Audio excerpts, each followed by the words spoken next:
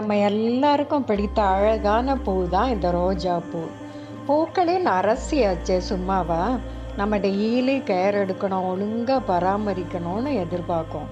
அப்படி நம்ம கேர் எடுத்தோம்னு சொன்னால் இது நிறைய பூக்கும், நீண்ட நாள் அழியாமல் செழிப்பாக வளரும். ஒரு 4-5 வருஷங்களுக்கு முன்னால் வரைக்கும் நான் இந்த ரோஸ் மேலே ஆசைப்பட்டு அடிக்கடி வாங்கி வச்சு வளர்த்து பார்ப்பேன். ஆனால் அப்போல்லாம் வீக்கெண்டு மட்டும்தான் கவனிக்க முடியும், டெய்லி கேர் எடுக்க முடியாதனால முதல்ல நல்லா பூக்கும், அப்புறமா சின்ன சின்னதாக பூத்து அப்படியே பட்டு போயிடும். அப்புறமா ரிட்டையர்மெண்ட்டுக்கு அப்புறமா ஒரு 4 மினி ரோஸ், அதாவது பட்டன் ரோஸ் வாங்கி வளர்க்க ஆரம்பித்தேன். அதுக்கு என்னென்ன குறை, ஏன் அது பட்டு போகுது, என்ன டிசீஸ் எல்லாம் வருது, என்ன ஃபர்டிலைசர் போடலாம், என்ன பெஸ்டிசைட் அடிக்கலாம்னு சொல்லி எல்லாத்தையும் ஸ்டடி பண்ணி தெரிஞ்சுக்கிட்டு அதுக்கப்புறமா தான் நான் மற்ற ரோஸ் எல்லாம் கலெக்ட் பண்ணி வளர்க்க ஆரம்பித்தேன். நான் எப்படி ரோஸ் வளர்க்குறேன், என்னென்ன ஃபர்டிலைசர், பெஸ்டிசைடு கொடுக்குறேன், ஃபங்கிசைடு கொடுக்குறேன், எப்படி வளர்க்குறேங்கிறத 9 முக்கியமான டிப்ஸாக நான் உங்களுக்கு சொல்கிறேன். நீங்கள் அதை ஃபாலோ பண்ணிங்கன்னா, அதெல்லாம் நம்ம செஞ்சோன்னு சொன்னால் எல்லாருமே ரோஸ் வளர்க்கலாம், நல்லா பூக்கும். முதலாவது முக்கியமாக நம்ம கவனிக்க வேண்டியது செலெக்ஷன் ஆஃப் பிளான்ஸ். அதாவது நர்சரியில் நம்ம எப்படி செடியை செலக்ட் பண்ணுறது. நம்ம வாங்கும்போது பூவை பார்த்தோன்னே வாங்கிடக்கூடாது. 2-3 பிரான்ச்சஸ் அந்த கிராப் பண்ணியிருப்பாங்களே, அதுக்கு மேலே கிராப்டிங்க்கு மேலே 2-3 பிரான்ச்சஸ் இருக்கணும். வெறும் பூ மட்டும் இல்லாமல் மொட்டுக்களும் இருக்கிற மாதிரி பார்த்து வாங்கணும். எந்த வித இலையெல்லாம் சுருட்டி இருக்கக்கூடாது, அந்த மாதிரி நம்ம பார்த்து செலக்ட் பண்ணி வாங்கணும். அடுத்தது மண் கலவை, பாட்டிங் மிக்ஸ்ன்னு சொல்கிறோமே, 10% நம்ம செம்மண் போடணும்.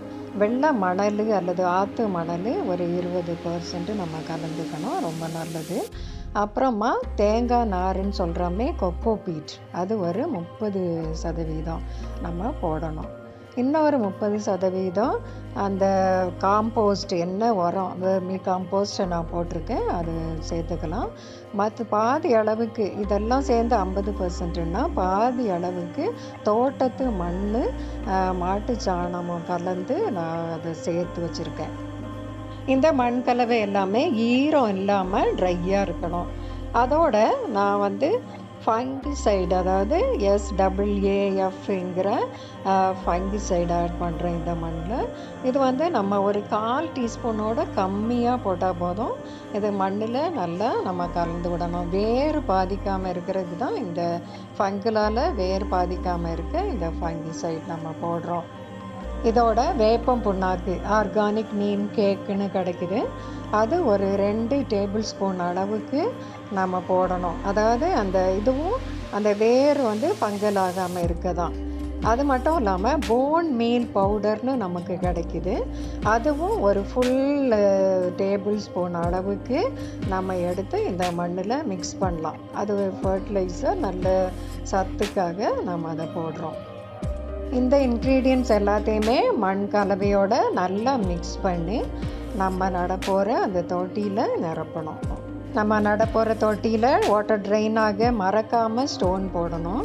அது மேலே நம்ம மண் போட்டுட்டு இந்த செடி அது மேலே வச்சுட்டு அதை சுற்றி களிமண் மாதிரி திக்காக செம்மண் இருக்குது பாருங்கள், அதை நம்ம முடிஞ்ச வரைக்கும் வேறு அஃபெக்ட் ஆகாதபடி அதை எடுத்துடணும்.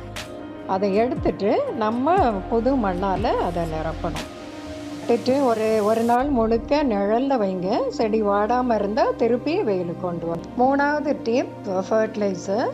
நான் 15 நாளைக்கு ஒரு தடவை ரோஸ் மிக்ஸ் அல்லது DAP உரம் போடுறேன்.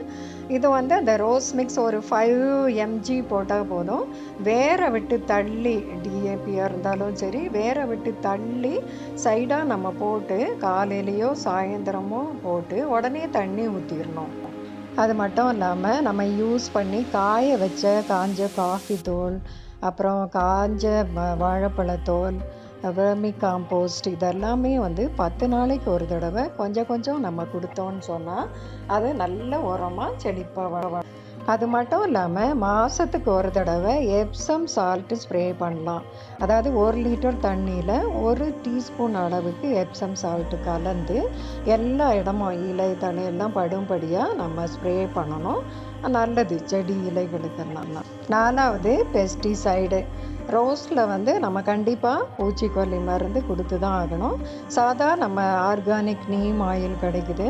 அது 1 லிட்டர் தண்ணியில் 1 ஸ்பூன் அளவுக்கு 1 டீஸ்பூன் அளவுக்கு கலந்து ஒரு 2-3 துளி நம்ம லிக்விட் சோப் மிக்ஸ் பண்ணி ஸ்ப்ரே பண்ணணும். 10 நாளைக்கு ஒரு தடவை நம்ம ஸ்ப்ரே பண்ணோன்னா இந்த இலை சுருட்டுறது, சின்ன சின்ன ஸ்பைடர் மைட் மற்ற பூச்சி தொல்லை இல்லாமல் வளரும். அடுத்து முக்கியமாக ஈரப்பதம் அதிகமானால் இந்த செடி இலைகளில் ஃபங்கல் அட்டாக், அதாவது பூஞ்சை காளான் வரும். இலைகளெல்லாம் மஞ்சளாகி அதில் கரும்புள்ளி இலைகளெல்லாம் விழுந்துடும். அதாவது தொடர்ந்து மழை பெஞ்சால் எனக்கெல்லாம் ஒரு 4-5 செடிகளில் இலைகளே இல்லை. இந்த இலைகளெல்லாம் நம்ம எடுத்து தூர போட்டுறணும். போட்டுட்டு SAAFன்னு சொன்னோன்னே சாஃப் அந்த ஃபங்கிசைடு 1 லிட்டர் தண்ணியில் 5 mg அளவுக்கு மில்லிகிராம் அளவுக்கு கலந்து இலை ஸ்டெம் எல்லாம் படும்படியாக நல்லா ஸ்ப்ரே பண்ணி விட்டுறணும். அடுத்தது ப்ரூனிங், அதாவது எப்படி கட் பண்ணி விட்றதுன்னு பார்ப்போம். ரோஸில் நம்ம பார்த்தோன்னா பெரும்பாலும் அந்த பூ காஞ்ச உடனே நம்ம அப்படியே விட்டுறாமல் அதை கட் பண்ணி எடுக்கணும். உங்களுக்கு தெரியும் 5 இலைகள் தான் மோஸ்ட்லி இருக்கும். ஆனால் மொட்டை வர்றதுக்கு முன்னாடி 3 இலை தான் மொட்டு வரும். அதனால் நம்ம அந்த மொட்டு பூவாகி பூ காஞ்ச உடனே அந்த 3 இலையோடு சேர்த்து, அதாவது 5 இலைகளுக்கு மேலே 3 இலையோடு சேர்த்து வெட்டி எடுத்துடணும். அந்த காஞ்ச பூவை வெட்டி எடுத்துட்டு அந்த இடத்துல அப்போ தான் ஸ்டெம்மு ஸ்ட்ராங்காக வளரும். திரும்ப வளரக்கூடிய ஸ்டெம் ஸ்ட்ராங்காக வளரும். அந்த வெட்டின இடத்துல நம்ம லைட்டாக ஃபங்கிசைடு, அந்த சாஃப்ட்னு சொன்னோமே ஃபங்கிசைடை போட்டு விட்டோம்னா அது காயாமல் அடுத்து தளிர் வர்றதுக்கு வசதியாக இருக்கும். 7வது சம்மர் கேர், அதாவது டைரக்ட் சன்லைட் தேவைன்னா கூட அதிக வெயில் நாளில் நம்ம இந்த மாதிரி கார்டன் ஸ்டாண்டு மேலே வைக்கலாம் இந்த செடிகளை. இல்லை தரையில் இருந்துச்சுன்னா இப்படி கல் வச்சு அது மேலே இந்த மாதிரி வைக்கலாம். வேரில் அதிக சூடாகாமல் இருக்கும். அதனால் அதிக பாதிப்பு இல்லாமல் செடிகள் இருக்கும். அது மட்டும் இல்லாமல் நம்ம மேல் மண்ணில் கூட இந்த மாதிரி மல்ச் போடலாம். அதாவது நான் காய வச்சு கறி லீவ்ஸ், அதாவது கறிவேப்பிலையும் முருங்கை இலையும் காய வச்சு அதை அந்த மேல் மண் மேலே நான் போட்டு வச்சுருவேன் வெயில் நாளில். அது நல்ல மைக்ரோ நியூட்ரியன்ஸ், அயன் முதல்ல எல்லா சத்தும் கிடைக்கும். வெயில் ரொம்ப வேரை பாதிக்காமல், மண் ரொம்ப காயாமல் வேறு அந்த வெயிலிருந்து பாதுகாக்கும். மழை கூட செடியை ரொம்ப பாதிக்கும். தொடர்ந்து மழை பெஞ்சால் மண் எல்லாமே சத்துக்கள்லாம் வெளியே போயிடும், மண் ஹார்டாயிரும், ஃபங்கலும் வரும். அதனால் நம்ம மண்ணை நல்லா கிளறி விட்டு உரம் போடணும். அப்படி போட்டோம்னு சொன்னால் நல்லபடியாக இந்த மாதிரி பூத்து செழிப்பாக வளரும். அது மட்டும் இல்லாமல் சில செடிகளில் இந்த உரத்தையெல்லாம் எடுத்து கிராஃப்டின் கீழே சில பிரான்ச்சஸ் வளரும், அது பூக்காது. அதை நம்ம கட் பண்ணி விட்றணும். நான் சொன்ன இந்த டிப்ஸ் எல்லாம் நம்ம ஃபாலோ பண்ணோன்னா நம்ம ரோஸில் எந்நாளும் பூக்கு குறைவே இருக்காது. நல்லா மொட்டும் இலையும் செழிப்பாக வளர்ந்து நல்லபடியாக பூக்குங்க. பூச்சி தொல்லையும் இருக்காது, நல்லா வளரும்.